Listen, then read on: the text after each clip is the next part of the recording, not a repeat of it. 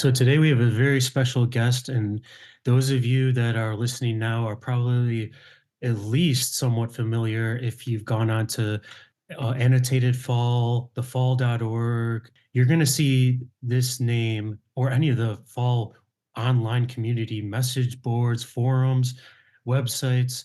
You're going to be familiar with the name Dannyno. And Dannyno was gracious enough. We've wanted to have him on for a while now. We were looking for the right opportunity. He was kind enough to come on and humor us a little bit. Honestly, Steve, I don't know how you thought this was going to go, but I could have easily pictured this being 1 hour of him lecturing us on everything we've gotten wrong up until this point in our We Are the Fall podcast episode archive. If we would have wanted it to go that way, I think he would have been more than happy to oblige us. If anybody out there is interested in writing a dissertation on the fall, getting a PhD in the fall, you want this guy as your professor. You want him overseeing your work. He is meticulous, detailed, overall just kind and gracious as well. Just he just loves the fall. It's nothing more than that. It's not anything besides just loving the fall and wanting to create some definition around it and create some clarity on all of the vagaries and all of the create an encyclopedia basically of start to finish of what they've created in their 30 years of work. I know that you and I both appreciate the work that not only Danny but all of his colleagues in these communities have done because, and we talk a little bit about it in their interview, which is all in good-hearted ribbing with one another, but they really do a lot of great work. Steve and I definitely get a lot out of it as far as going back. Obviously, our approach to analyzing, even if I don't know if would even, or Dan would even consider our analysis, rigorous enough. But after Steve and I do our more, let's just say, organic approach to enjoying the fall, we do like to go and explore what the connections are, especially being an American listener. We're missing out on so much of the historical context, the British slang. These are all things that we have fun kind of making up on the spot, and because it is more entertaining that way for us. But then after the fact, it's really a great resource for us to go deeper and to see what the connections have been made as far as the research that's been done by this community. And like you said, Steve, he has a great sense of humor, and I think he's slowly come to realize that we are not, what we do here is not in the same lane. And I think he's come to appreciate that. And actually, we're not even in the same lane. I think we're Americans, so we're driving on the other side of the road, but we're waving to each other as we're passing by. We're giving each other a high five. We're both appreciators of the great, fall output, and we just get different things out of it. And I think we're like the yin and yang of the fall experience as far as listening experience. There's no right way to do it. There's no wrong way to do it. Doing it multiple ways and getting multiple perspectives is what I think actually a lot of fall fans appreciate, and what we've actually come to find when we're interacting with you all, the listeners, which you guys obviously know that we appreciate your own insights into what you get out of it as well. It's like we're an elective 101 class. You come in, you're a freshman, you're a little hungover, you're looking to have maybe a good time, maybe learn a little bit, learn something new, get a new experience. And don't think too hard. Don't think too hard. The papers are, 2 pages, right? Double spaced. We're not asking that much out of you. But yeah, it's when you step into their classroom, you got to want it a lot, right? You got to want it a lot more. The answers are out there if you're interested, but if you just like the music and you like having a good time, come and see us. if you find us interesting and insightful and want to know more, the answers are there, and Dan seems to be numero uno of creating the correct answer. Yeah. So we want to thank Dan again for coming on, and hopefully there'll be more opportunities for us to chat more. We went a little bit into his first experience with the Fall, the wonderful and frightening world of the Fall LP, but maybe there'll be some future opportunities down the road in the discography for us to go further in depth. So enjoy our chat with Dan.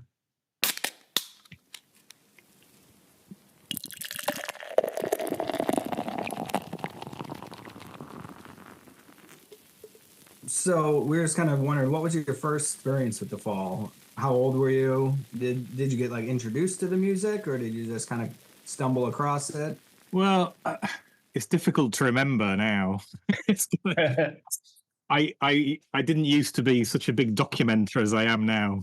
You know, I the I would have been about 14, 15, I think, and I would have picked up on them from listening to John Peel's program on the BBC. Used to be on late at night, so I used to listen to part of it and then record the rest of it on a tape and listen to it the next day. You know, um, I don't think I would have. I didn't really know people that liked the same music as me at the time. I'm not saying there weren't any, but I didn't know them.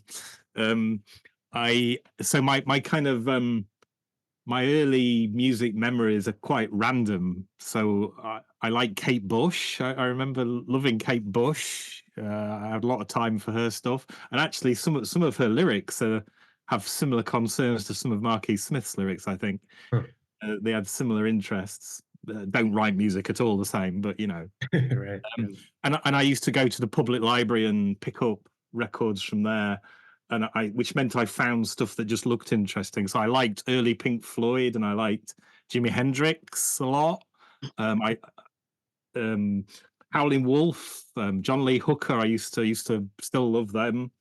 Um, and I'm not sure I ever got Fall from the library. But I used to like the odd single that used to be in the charts here and there if it was a bit odd. So I suppose it would have been early 80s, that kind of thing. So bits of new wave I used to like as a bit interesting and weird.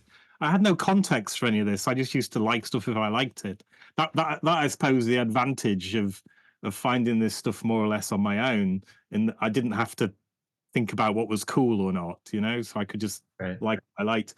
The first single I ever got bought for me was Patti Smith, Because of the Night. I think it must have been like a heritage single or something at the point. I liked Patti Smith early on, which I guess was a bit odd. She wouldn't have been that well known, I don't think, in the circle I was in. Captain Beefheart was an early discovery as well, and I remember going to there was a record store chain in Britain called Our Price. I don't know if you ever had anything like that there.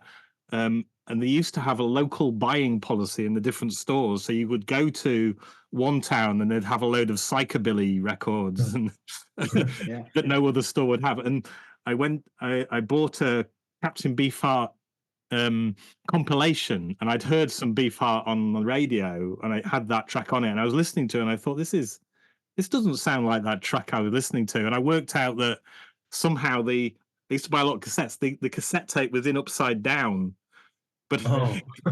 it being Beefheart, it had taken me quite a few tracks to realize what was going on. You're like, that's not so bad. Actually, that's not so bad that way too. Yeah.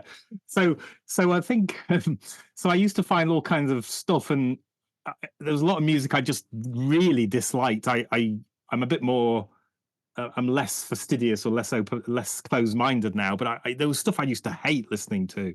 Most of the stuff in the charts I really didn't like almost physically. And I used to like female vocals more than male vocals, and strange male vocals. And I used to count John Lee Hooker and Howling Wolf as strange Oh, sure. male vocals. You know, I didn't like listening to male vocalists. And then so there were those, and then listening to Peel. I must have heard the Fall on Peel. And I remember picking up in the local Woolworths a cassette of Wonderful and Frightening World was the first one I bought. And then I wasn't at the time, I don't think, buying the music press regularly. So I wouldn't have known what was out, what had been out. I used to just see stuff. I think I had a couple of compilations of The Fall within a couple of years. I'd gone back to get Live at the Witch Trials. I'd found that somewhere. And it wasn't until I went to university and Extricate came out, what was that, 1990? That was the first one I bought in real time. So it was and I wouldn't have bought Wonderful and Frightening in the year it was released. It probably would have been a year or two later. So I was probably 15, 16 when I got that. And then there was no looking back after that. So Yeah. So most 14-year-olds, when they find something they like, they go into it, deeply. And it sounds like the situation for you too. I'm wondering if music was like that for you in general, not just The Fall, but it sounds like you heard a Kate Bush song on the radio, you wanted to experience a lot more of it, or did you take it as a smorgasbord? Well, it's hard to put myself back in there. Kate Bush was seeing her on Top of the Pops, which was the big chart show on telly, BBC show. And she was doing this extraordinary Wuthering Heights, extraordinary dance. And I would have been quite young when that came out. So that was like, what on earth is this? This is it burns into your brain for sure. Yeah, I still have that memory. I don't have a great visual memory. So but that's in there. I don't know. I mean, I guess I'm not sure I went completely deep into everything. I think at the time I was a lot more selective than I am now. I used to listen to Peel's program, and if there was stuff I liked, I would tape it onto another tape, and then so I'd have a tape gradually fill up. Make your own little compilation of your favorites. Yeah, exactly. I remember Big Black, the song Kerosene by Big Black, loving that and having that on cassette for years before I ever had the CD. So just odd things here and there. I say I had no real context, and I wasn't going to gigs at that age. I didn't. Sure. Wasn't until I went to university I really started going to gigs. I don't think. Can we talk a little bit about your gig experience though, because you've seen The Fall for an extended period. You said at minimum once a year from 89 to 2017, right? So I'm wondering if you have any memories of certain gigs, or just in general how maybe the band had progressed in that time period. Yeah, so I guess from I saw all the lineups from the kind of Extricate era through. I saw The Fall twice in 2017, so that final year of their existence. Both those gigs were great, actually. Mark Smith obviously not well. Right. He occasionally on his feet for the first one in Manchester earlier in 2017, and then in a wheelchair in Wakefield later on, which was one of the final gigs he did. And perhaps because he couldn't wander about and things like that, he was actually really focused, and I enjoyed his vocals a lot in that gig because he was sat down, I guess. He kind of went off stage towards the end and sang from backstage. Yeah, some of the early ones merge into one. It's really hard to pick out particular ones. Again, I think these days I would have documented it much more closely. I remember there used to be people who used to take on inflatable skeletons to gigs for a few years in the 90s, which I remember that. What's that about? I have no idea. And I remember a gig in a town called Doncaster. I don't know if you've ever heard of Doncaster, small town not far from where I live, and in a pub called the Leopard, and that was late 90s, early 2000s. Difficult time for the group, really enjoyable gig. But I remember the kind of a slight violent atmosphere because another group had turned up who somebody must have owed money to, demanding to be put on the bill that night. And so there'd clearly been agitated discussions behind the scenes. So I remember just that sense you have in a room that it's, this might not be safe. Right. I didn't used to travel a lot to see gigs. So most of the gigs I saw would have been where I was living most of the time. They played Sheffield, where I live, a few times, and they were always good. Oh, I remember when I was living down south in Plymouth, and they played. Now then, I can't remember the name of the venue, but it was kind of a leisure centre, and the group came on, and Mark Smith said, "Hello, good evening, we're The Fall," which he always said, and we have negotiated the swimming pool. Things like that. I just have memories of that. I used to like.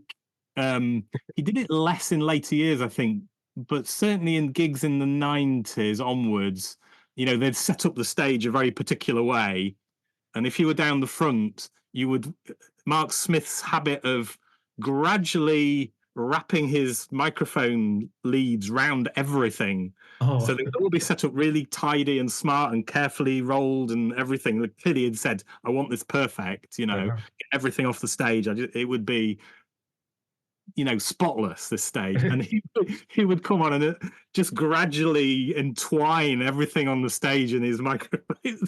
this is spider web.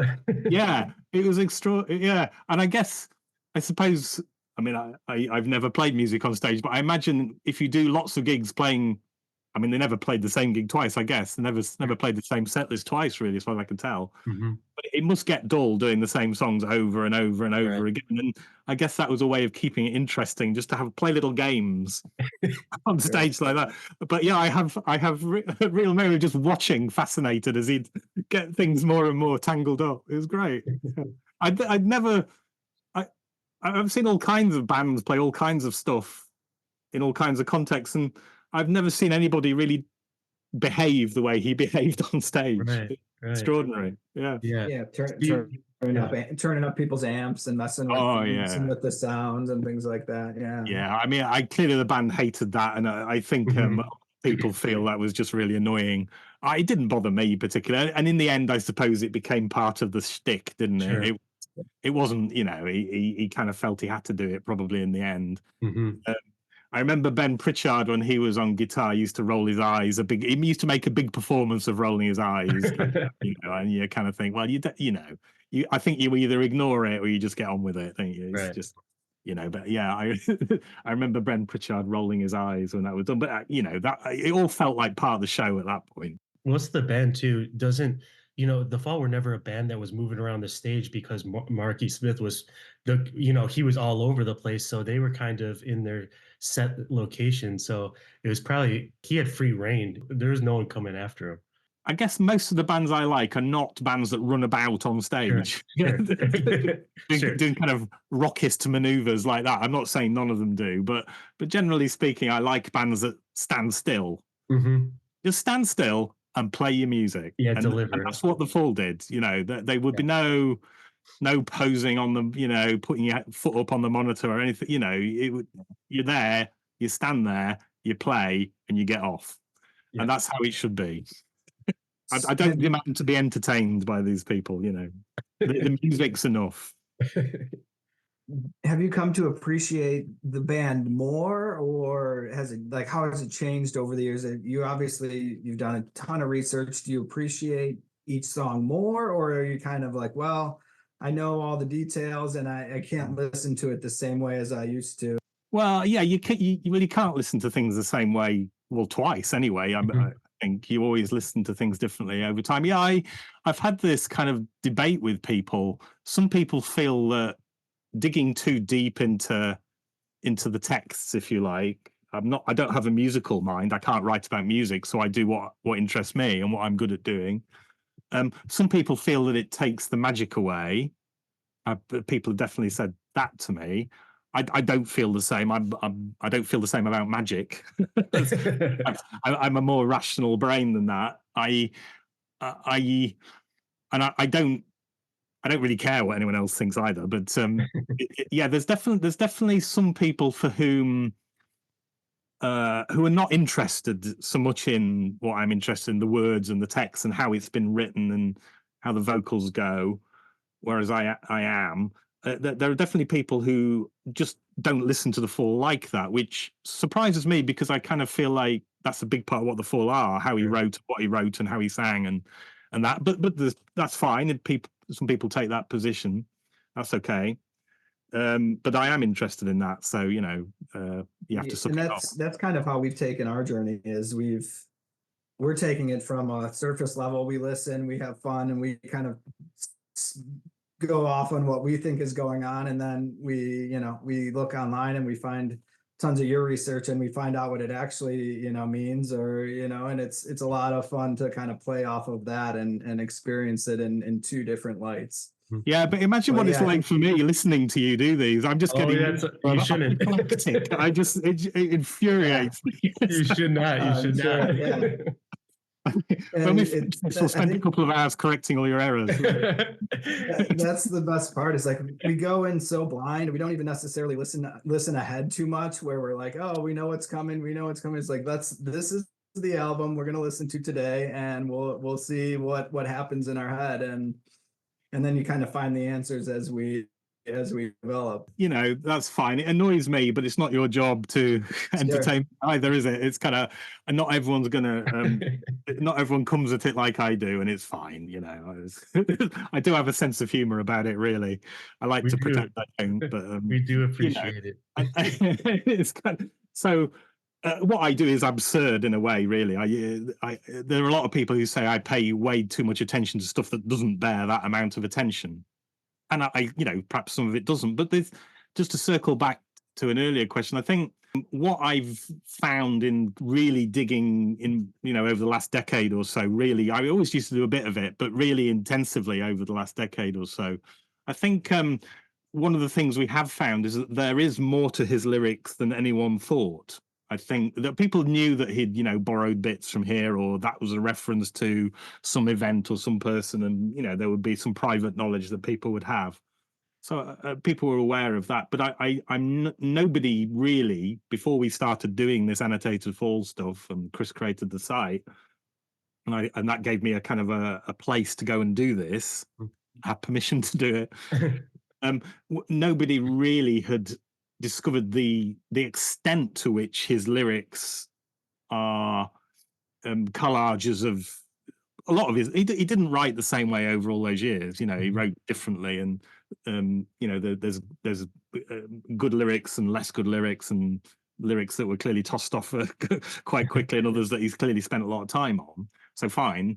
And I'm not saying it's a unique way of writing either, but he did write by incorporating references to other things, to cartoons, to films, to books, to an extent that I don't think anybody really realized before we started doing this. And that does change the way you hear things. I think it does suggest a degree of thoughtfulness in the way you wrote that I'm not sure everyone was convinced was there. Right. So I think that does change it. And one of my frustrations is that I'm not sure. I think people writing about the fall, maybe in an academic way, and a lot of these books are being written, are starting to see this now. They're starting to refer to the annotated fall and the work that I and others have done to start to see these things there. But still, I kind of feel like, people should do their research if they're going to write stuff about the fall. Less of a kind of the aspect of like a savant writer who was just like, oh, I can create this magic in a matter of moments. And he was well-read, and he took a lot of influence and focused more so than just like, oh, this was just, I just thought of this poem really quick and I jotted it down and the song is done. It seems, that there was a lot more energy put into it than people give him credit for. Yeah, well, I think he did it both ways. I think there are stuff that he just improvised or wrote down really quickly, but there is plenty of evidence of really layered writing. It really interesting. I think anyway. But Dan, can you talk about your background in researching, because you are just so proficient at finding these connections? I'm wondering where these skills came from. Well, first of all, thank you. I am proud of what I've done, and I'm pleased that others have done other work as well. We all kind of compete against each other a little bit, perhaps. I think I've got better at it, because I think when you first look at a text, I look back at stuff I was writing or thinking I'd found, 20 years ago, and some of it's completely wrong, Yeah. So fine. Well, I spent 20 years working as a librarian in an academic library. Been quite a chunk of my life doing that, and I think I was, I've got I've got a certain set of skills, Sure. what's that phrase? Yeah. From Taken, I think. Yeah, that's right. That's the one. Yeah. So I'm good at spotting things that I think, that's worth looking at. I mean, I guess there's a lot of stuff you can spend hours trying to find, and there's nothing, you come. I've been convinced that a line has been lifted from somewhere, and I can't find it. Sure. So some of it's instinctual. You kind of get a sense of what there might be, and I suppose my training and the experience I've had in library and kind of supporting research that way just means I know where to look for stuff. And I've had the means to do it as well. I a few years ago, and I should have done this a very long time, I got myself a ticket for the British Library. The British Library have got a branch not far, well, about an hour away from where I live, where they store a lot of the back issues of magazines and books that they don't have down in London. And sometimes when I have a day off, I'll pop over there and request stuff to look at and old magazines and so forth. That's how I tracked down the German poem behind the part of "Oh Brother's" Right. lyrics, Right. and that's how I found the interview with Pete Tong from Dr. Book's letter. So it's kind of some. I should have done that many years ago. Sadly the British Library's had a cyber attack, so it's kind of broken at the moment. Oh, But really? Oh, wow. yeah, so there's a lot of stuff you can't do, but Huh. that's opened up, stuff that otherwise I wouldn't have access to, out of print stuff and old magazines and so on. Yeah. It's been great. It's kind of I've kind of I used to be very busy in my spare time, and I used to do loads of stuff, and some of the stuff I dropped many years ago now, partly through becoming a father, partly because of other things going on.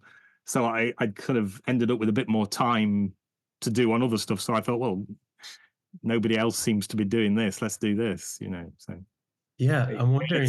some of it's just luck as well, But Yeah. Sure, sure. Dan, how has the online fall community changed over the years? Because you've been part of it for a while now. Well, I mean, it goes back to the start of the internet. Sure. Mark Smith had said in an interview somewhere that fall fans invented the internet, which I'm not sure is quite true, but definitely there were lots of fall fans online from the early days. I guess when I was at university, then that was the start of the World Wide Web, wasn't it? Early 90s. That was coming in. The FallNet mailing list, which still exists but in a different format. So a lot of people who are really instrumental to fall fandom are still around, and they started out on FallNet. And then the Fall Online web page, which has a forum built into it, that's had different iterations, different platforms over the years. So the Fall Online forum has been a bit of a lawless place. Not everyone likes forums of that type. So now there's quite a few different Facebook pages now as well. Yeah. There's the Mighty Fall Facebook page, which is probably the biggest, I think, and the most well used, which I'm not a member of. But there's also a Reddit subreddit as well, which I moderate now. Somebody just said, "Oh, do you want to moderate this?" Oh, okay. So there's quite a bit, I think, and there's several. There's some really good websites with loads of really useful information on. Brilliant, and the people behind those, Conway and Stefan of the Fall Online, and have done amazing work. I think the Fall have been very lucky with their fans. I'm not going to say that the Fall is unique in having lots of fans who are obsessed enough to create entire web pages of gigographies and things, because there are clearly other bands that have that. But the Fall has been well served by its fans, and I think that's probably been quite important, because I think with Mark Smith tending to fall out with people quite a lot and publicists, I think it's given and the willingness of Fall fans to stick to their guns rather than when Mark Smith says take that down, have said no, we're not going to do that. It's been able to maintain a really good quality of information up there that has persisted beyond what material more controlled by the group might have been able to maintain, if you see what I mean. Yes. because I think there was an attempt to create an official. Well, the Fall Online became official and then unofficial and then official again and unofficial again, as depending on whether they were getting on or not. But there was an attempt to create a breakaway official site, which just died on its arse straight away. So Yeah. just it was supposed to be just for the new Fall. No one would ever talk about old stuff. I see. It's never going to work. I So see. Yeah. yeah. So yeah, it's lively still. I mean, I think people thought, how long can this keep going after the group has gone? But I think people who occupy these spaces get to know each other, talk about other things as well, not just the Fall. Some people use these sites and don't talk about the Fall at all. So Right. Right. things change, and I suppose there's been fans who have fallen out of love with the group over the years and then back in love and then out of love. You know what I mean? So Sure. people's appreciation for the Fall changes over time, and so their use of the sites changes too. So I find it really interesting. There's some really crucial people out there have done really good work. Yeah. Yeah, absolutely, absolutely. And you bring up a good point, because I have heard this multiple times from other fall heads, which is there might be like a period in your life where, because the fall are just constant, right? They're so consistent, but there's a period in your life that a lot of fans have experienced where they kind of dip out of the fall and then they come back, so did you have you experienced this in your own life? Well, no, not really. Yeah, people do. There are people clearly, and I think although the Fall are consistent, that's down to Mark Smith, isn't it? Yes. There's an approach or a voice anyway that's the same, but the sound of the group changed quite a lot over the years. Mhm. Actually, Mhm. it doesn't all sound the same. Some people seem to think it all sounds the same. It clearly doesn't, and it's quite possible for somebody to really like the Fall 1977 to 1979 and Mhm. not like the Fall 1990 to 1993 Mhm. or 2000 to 2005 or whatever. It's entirely possible that someone could just say, I don't like that sound. Mhm. But not everyone liked it when Brix joined the group. Not everyone liked it when she left. So, Right. you know, um, so yeah, I can't remember what your question was. No, that's okay. Can we talk a little bit, because this is a good segue, if we can talk a little bit about the sound of the first album you heard, The Wonderful and Frightening World of the Fall, because this is an album that has such a different sound from what came before, as Yeah. far as the instrumentation. I was just wondering, what was your experience like listening to this album, and then even, let's say, going back, you said you got the Live at the Witch Trials, which how did you feel when you heard the, more of a strip down to this album? Just to cycle back, I've just remembered that. I mean, it's I like most of the Fall throughout its history, and I didn't fall out of love with the Fall at all. There were clearly better times to be a Fall fan than others. There were times when the Fall was clearly struggling or Mark Smith was having difficult times. Mm. And there are some Fall. There's the 2 or 3 Fall albums I have less love for. But so yeah, it is different. But no, I'm quite fundamentalist about the whole thing. Wonderful and Frightening. Yeah, it was the first of the trilogy of albums that John Leckie produced, wasn't it? But it doesn't really sound like the other two, and it doesn't sound production wise like any of the others. Oh. And I mean, I'm not sure I have any ear for fine production distinctions, but it clearly doesn't sound the same as Live at the Witch Trials. Right. Live Right. at the Witch Trials always strikes me as the drummer's album. he, Oh, he yeah. he was the most proficient musician there, and you can tell that. To an extent, it perhaps gets a bit unbalanced by that. Yeah. I think. But I guess I didn't. I'm not bothered so much by those kind of changes of sound. I always struggle with the sound of Dragnet. It's not my favorite album. Mm. Most of the tracks on it I really like, but as an album, I've always struggled with it, and that Oh. might be to do with the production. I find Oh. there's a couple of tracks on there I'm less keen on, yeah, it's not something I'm really I'm not hearing production. You know what I mean? Sure.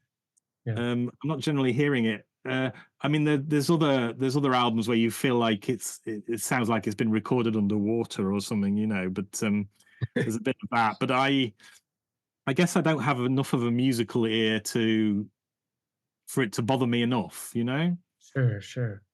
Yeah, and I'm wondering if you can tell us a little bit about Gavin Friday of the Virgin Prunes, because this is a new artist that Steve and I, are experiencing, and I find him really intriguing. But I'm wondering if you can give us some background into Gavin Friday. Yeah, so he is interesting. I'm not a fan of the Virgin Prunes. I think they were an extraordinary group.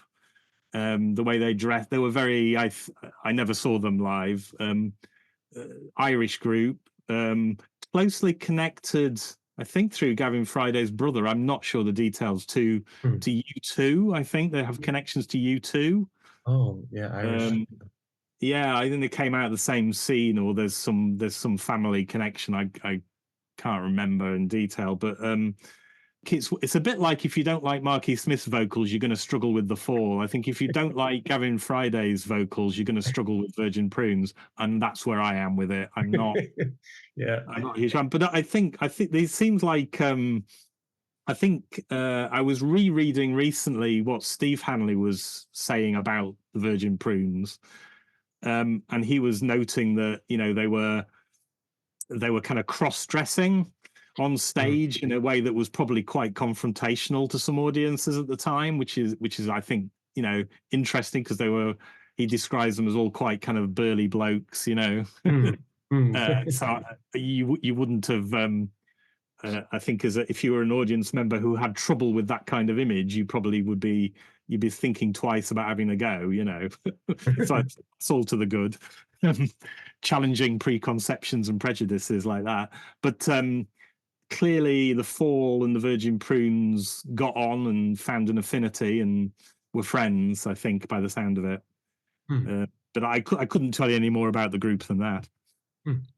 Why do you think Mark invited him to be lyrical on the album? Like, what do you think drove that?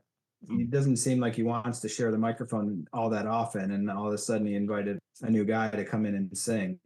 Yeah. Yeah, I don't know. I think they invited him in just to do one of the songs at first, didn't they? And then he ended up doing a couple. Was it Copped It? It wouldn't surprise me if it was Bricks that had the idea to invite him along. Really, Oh, yeah. Sure. I suspect that she was quite keen on networking and getting mates in, wasn't she? So Mm, probably yeah. more than Mark.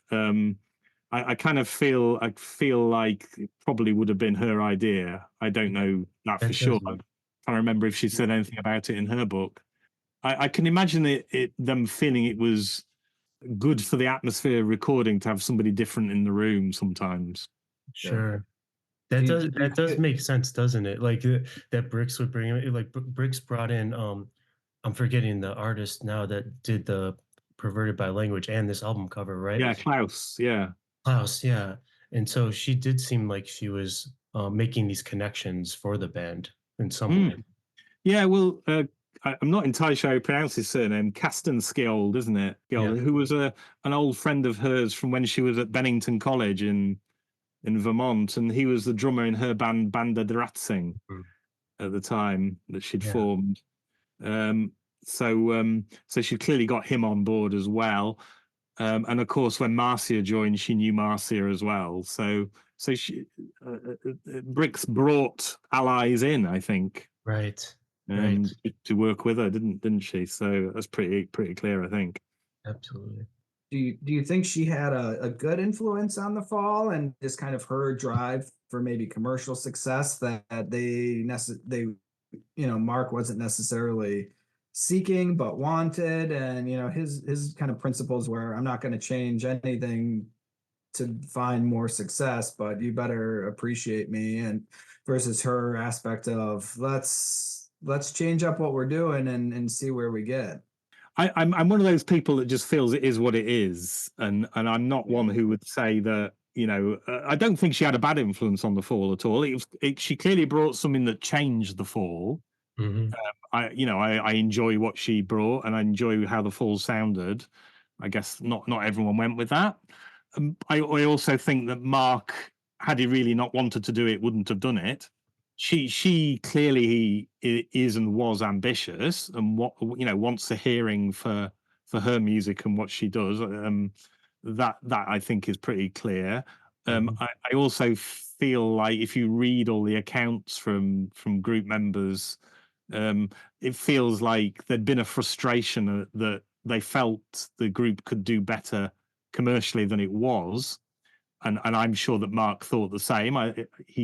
The Fall were not Fugazi, that that it wasn't. He wasn't there trying to be willfully obscure, Right. you know, Yes. or try and be a kind of a politically motivated kind of group which was rejecting Mhm. the commercial Mm. world in that Mhm. way. So he was interested in doing his art his way, but he needed the music industry to let him do that. He wasn't creating his own record labels, or he created Cog Sinister, but it's not like the Fall put out all their records on that. He wasn't Mhm. running a record label most of the time. Um, so I think what Bricks wanted probably fitted in with where the Fall were at the time and where Mark was at the time. As I say, I don't think he would have gone with some of the presentational decisions that he did had he not really thought, well, okay, let's give it a go. Mhm. So I think it clearly changed the way the Fall sounded, and what Bricks brought was a different way of songwriting and different sounds, and I enjoy what happened as a result. It was different, but I don't think you can say it's they'd kind of done Perverted by Language and all that kind of stuff. And Mhm. so, what are you going to do? You're going to keep doing that, or are you going to try something different? And you've got to make that decision as an artist, haven't you? What are you going to try and change up, or do you just keep playing the same furrow? Mhm. And it's good or bad, whatever. You've got to. I think you want to be moving forwards, don't you? So There was kind of that K Carroll vacuum maybe that needed to be filled by, a female to calm down what was going on amongst the boys at the time. well, that's interesting, isn't it? Because I think the Fall almost always, not always, but almost always had female presence in the group or around the group, and often women who were really important to Mhm. the group, right up to Eleni at the end or near the end. Very significant impact on the way the Fall operated and the way the Fall sounded. Clearly, the Bricks the same. Kay Carroll seems to have been extraordinary, and a lot of her principles were the principles that the Fall were trying to operate by in the beginning. But a different set of principles to Bricks's, I guess. Bricks would not have agreed with Kay on some of what Kay held to. Mhm. Different approach. And I find it fascinating that Bricks came into well, obviously Mark and Bricks get married, but then she comes into the band and immediately they're taking her old band songs and morphing them into fall songs, which is it's just so cool to see that instead of Bricks entering the band and them writing, which they did as well. But I wonder what your perspective is on that dynamic. Yeah. Um, well, I was reading Steve Hanley's book, and he Mhm. does talk about this, about bringing her songs to the table, and there's some comments in there about the fact that some of the songs do sound quite a lot like Iggy Pop songs, or Yeah, yeah, yeah, yeah. or whatever. But it's not like you can't. It's not like you can. It's not like that's not true of quite a lot of other Fall songs. I mean, Right. Bricks was not the first person to borrow someone else's tune and change it slightly for the Fall, was she? So No. No. there's not a purism in that sense. I like what she was doing then. The songs that were kind of adapted to the Fall bass sounds. I like that sound. Mm, It's kind of slightly surfy edge to the guitar. mm, So I mhm, like that. Thinking forwards a bit to something like Bonkers in Phoenix, where a quite sweet song of hers is completely destroyed by Mark putting noises over the top of it. which I think she hated. But I think I kind of thought, well, I'm not sure I like your sickly sweet tune, so it's kind of I'm kind of Yeah. glad that it's been destroyed, and that makes it I quite like listening to that, you know. So I think I think what she was doing then fitted with the way the fall could work. The fall adapted to that way of writing quite well, I think. And as I say, reading Steve about it, he's like, oh, okay, I can work with this. You know, I Mm. think he kind of liked what Brix brought at the time. Perhaps he was a bit suspicious of her to begin with. I think he says that he thought she might take over from him on bass, so he saw it as a threat to Oh, begin with. But then it was like, no, okay, I can see how this will work. huh. Yeah, I think in his book he was writing. He was happy when he walked into Mark's flat and saw that she had a guitar there, not a bass lying on the floor. Yeah, So, that's right. Yeah, he does say that. Yeah. um, do you Yeah. have much of a appreciation or a relationship with any of the side projects or kind of any of the other bands that the former members have created? I've really enjoyed Imperial Wax, that group. I've seen them a couple of times. I thought they were doing stuff that I quite liked. But I like the sound of that last group quite a lot. Other than that, not so much. I was never much of a fan of Mark Riley's Creepers. They always struck me as a bit jokey for my taste. Blue Orchids, I never really grabbed me, but I've kind of been listening to some of their stuff more recently. I think because of the the House of All have started playing with Martin as the lead singer, and actually I'm discovering I do quite like some of the kind of early 80s Blue Orchids after all. So I'm kind of reevaluating my take on that. I think my tastes have changed from when I perhaps first heard them. I didn't really appreciate them to begin with. I've listened to some of Una Baines's side projects. The Fates was one, wasn't it? I think. Yep. I quite like. It's quite folky, but it's all right. You know, most of the rest of it, yeah, there's not a lot that would interest me. We do want to ask you one more thing. One of the things we love to do is look at the fall album art or Mm. the single art, the album art, and you've done a lot of research in this area.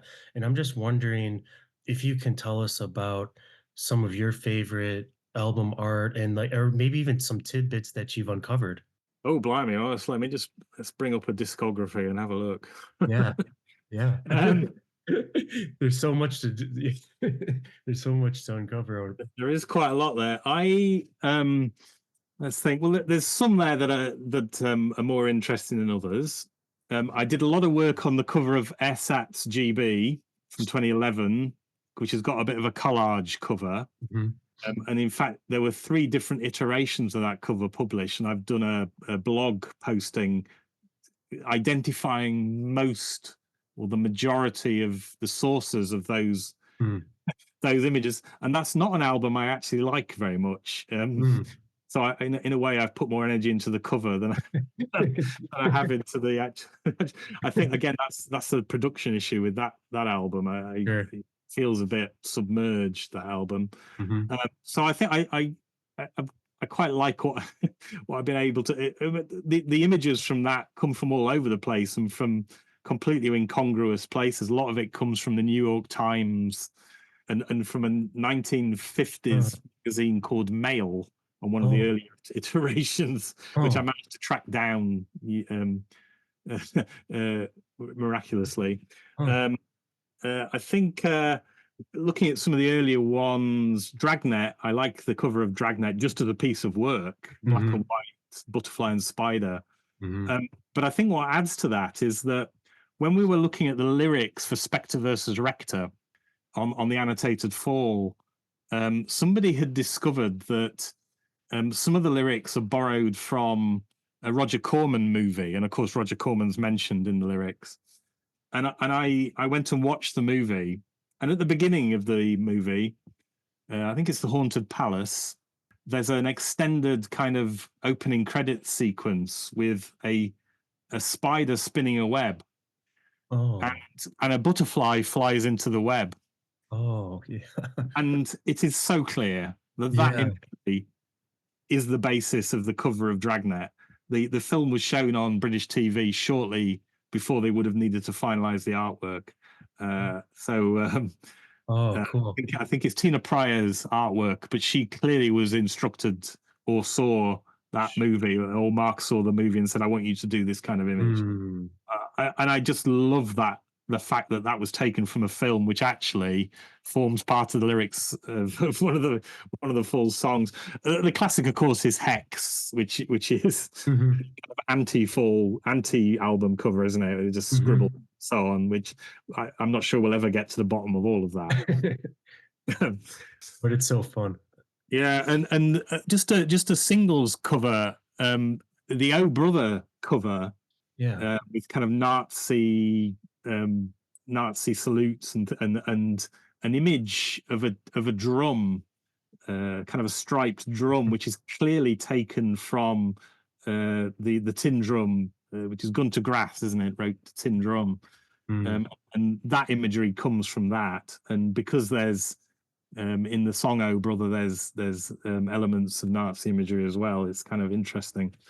But I just looking at the pictures of the albums, I think there's some good stuff there. You know, I think there's some good work. Pascal Legrasse's stuff, I think, is great, and yeah, he had a good run.